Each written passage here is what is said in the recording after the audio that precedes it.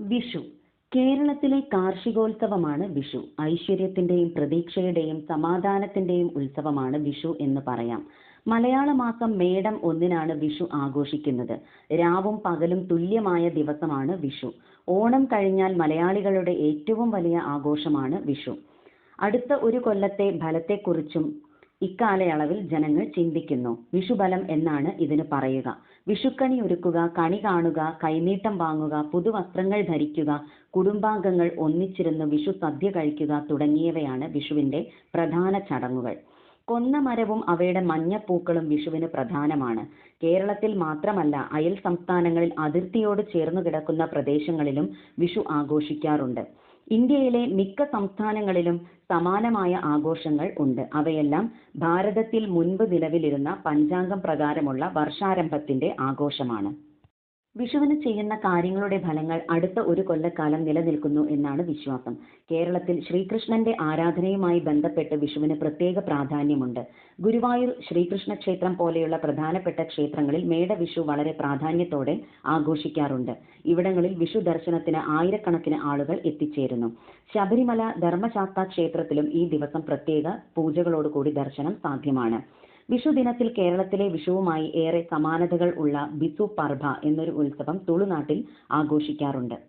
വിഷുവം എന്നാൽ തുല്യമായത് എന്നാണ് അർത്ഥം. അതായത് രാത്രിയും പകലും തുല്യമായ ദിവസം. അത് മാർച്ച്, സെപ്റ്റംബർ തുടങ്ങിയ മാസങ്ങളിലാണ് വരുന്നത്. ഈ ദിവസങ്ങളിലാണ് ഭൂമധ്യരേഖാ പ്രദേശത്ത് സൂര്യപ്രകാശം 180 ഡിഗ്രിയിൽ നേരെ പതിക്കുന്നത്. ഇതേ പ്രതിഭാസം നമ്മുടെ നാട്ടിൽ നടക്കുന്നതിനെ വിഷു എന്നും പറയുന്നു. മേടം 1-ന് മേടവിഷുവും തുലാം 1-ന് തുലാവിഷുവും ഉണ്ട്. ഒരു രാശിയിൽ നിന്നും അടുത്ത രാശിയിലേക്ക് സൂര്യൻ പോകുന്നതിനെ സംക്രാന്തി എന്ന് പറയുന്നു. സംക്രാന്തികളിലെ പ്രധാനമായത് മഹാവിഷു എന്നും പറയുന്നു. ഈ വിശേഷ ദിവസങ്ങൾ പണ്ട് മുതലേ ആഘോഷിച്ചു വരുന്നുണ്ടാവണം. സംഘകാലത്ത് ഇതിനെക്കുറിച്ച് പരാമർശങ്ങൾ പതിറ്റുപത്ത് എന്ന കൃതിയിൽ ഉണ്ട്. എന്നാൽ വർഷാരംഭമായി കേരളത്തിൽ ആചരിക്കുന്നത് ഒരു പക്ഷേ കൊല്ലവർഷാരംഭത്തോടെ ആയിരിക്കണം. വിഷുവങ്ങളിൽ പ്രധാനമായ മഹാവിഷു ഇപ്പോൾ 24 ദിവസം പിന്നിലാണ്. ഭൂമിയുടെ അച്ചുതണ്ടിന്റെ പുരസ്സരണം ആണ് ഇതിന് കാരണം. പണ്ട് മേഷാദി മേടത്തിൽ ആയിരുന്നു എന്നാൽ വിഷുവങ്ങളുടെ പുരസ്സരണം കാരണം മേഷാദി ഇപ്പോൾ മീനം രാശിയിൽ ആണ്. എന്നിട്ടും നമ്മൾ വിഷു ആഘോഷിക്കുന്നത് മേടത്തിലാണ്. ഇതേപോലെ തുലാദി ഇപ്പോൾ കന്നി രാശിയിൽ ആണ്. ഇനി വിഷുവിന്റെ ഐതിഹ്യം നോക്കാം. നരകാസുരൻ ശ്രീകൃഷ്ണനാൽ വധിക്കപ്പെട്ട ദിവസമാണ് വിഷുവായി ആഘോഷിക്കുന്നതെന്നാണ് ഒരു ഐതിഹ്യം. വാനാണ് വിഷു എന്നാണ് ഒരു ഐതിഹ്യം. രാമൻ തന്നെ സീതയുമായി അയോധ്യയിൽ തിരിച്ചെത്തിയ ദിവസം ദീപാവലിയായും കൊണ്ടാടുന്നതെന്ന് മറ്റൊരു ഐതിഹ്യം. എന്നാൽ ഇത് ഇവിടെ കേരളത്തിൽ വിഷുവായിട്ട് ആഘോഷിക്കുന്നു എന്ന് മറ്റൊരു ഐതിഹ്യം. രാവണന്റെ കൊട്ടാരത്തിനുള്ളിൽ വെയിൽ തട്ടിയത് രാവണന് ഇഷ്ടപ്പെടാത്തതിനാൽ സൂര്യനെ നേരെ ഉദിക്കാൻ രാവണൻ സമ്മതിച്ചില്ലെന്നും രാവണനെ രാമൻ വധിച്ച ശേഷമാണ് സൂര്യൻ നേരെ ഉദിച്ചതായിട്ട് വിഷുവായിട്ട് ആഘോഷിക്കുന്നതെന്നും മറ്റൊരു വിശ്വാസവും ഉണ്ട്. ഇനി മറ്റൊരു ഐതിഹ്യം, കണ്ണനെ തന്റെ കളിക്കൂട്ടുകാരനായി കണ്ടിരുന്ന ഒരു കുട്ടിയായിരുന്നു. ആ കുഞ്ഞിന് ഒരേ ഒരു ആഗ്രഹമേ ഉണ്ടായിരുന്നുള്ളൂ, ശ്രീകൃഷ്ണന്റെ ബാലരൂപം കാണണം, കണ്ണനോടൊപ്പം കളിക്കണം.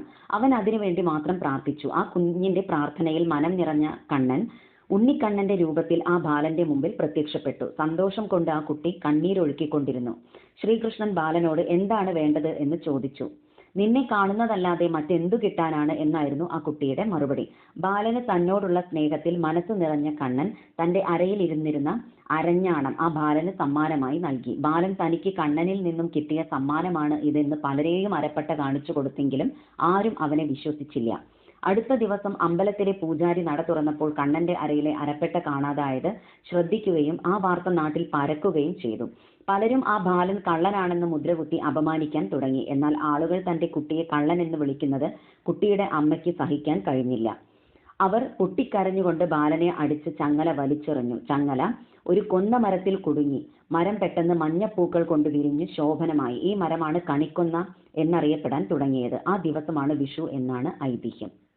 ഇനി വിഷുവിന്റെ ആചാരങ്ങൾ നോക്കാം. കേരളത്തിന്റെ പ്രധാന വിളവെടുപ്പ് ഉത്സവങ്ങളിലൊന്നാണ് വിഷുവും ഓണവും. ഓണം വിരിപ്പു കൃഷിയുമായി ബന്ധപ്പെട്ടാണെങ്കിൽ വിഷു വേനൽ പച്ചക്കറി വിളകളുമായി ബന്ധപ്പെട്ടാണ് ആചരിക്കുന്നത്. വിഷുവുമായി ബന്ധപ്പെട്ട ആചാരങ്ങൾ വ്യത്യസ്തമാണ്. വിഷുക്കണി ആണ് ഏറ്റവും പ്രധാനപ്പെട്ടത്. വിഷു കൈനീട്ടം, വിഷു സദ്യ, വിഷുക്കളി തുടങ്ങിയവ വിഷുവിനോട് അനുബന്ധിച്ചുള്ള ആഘോഷങ്ങളാണ്. കുടുംബത്തിലെ മുതിർന്ന സ്ത്രീകൾക്കാണ് വിഷുക്കണി ഒരുക്കുവാനും അത് കാണിക്കുവാനുമുള്ള ചുമതല. തേച്ചൊരുക്കിയ ഓട്ടുരുളിയിൽ അരിയും നെല്ലും ഉപയോഗിച്ച് പാതി നിറച്ച് കൂടെ അലക്കിയ മുണ്ടും പൊന്നും വാൽക്കണ്ണാടിയും കണിവെള്ളരിയും കണിക്കൊന്നയും പഴുത്ത അടയ്ക്കയും വെറ്റിലയും കൺമഷി, ചാന്ത്, സിന്ദൂരം, നാരങ്ങ എന്നിവയും കിഴക്കോട്ട് തിരിയിട്ട് കത്തിച്ച നിലവിളക്കും നാളികേര പാതിയും ശ്രീകൃഷ്ണന്റെ വിഗ്രഹവും വെച്ചാണ് വിഷുക്കണി ഒരുക്കുക.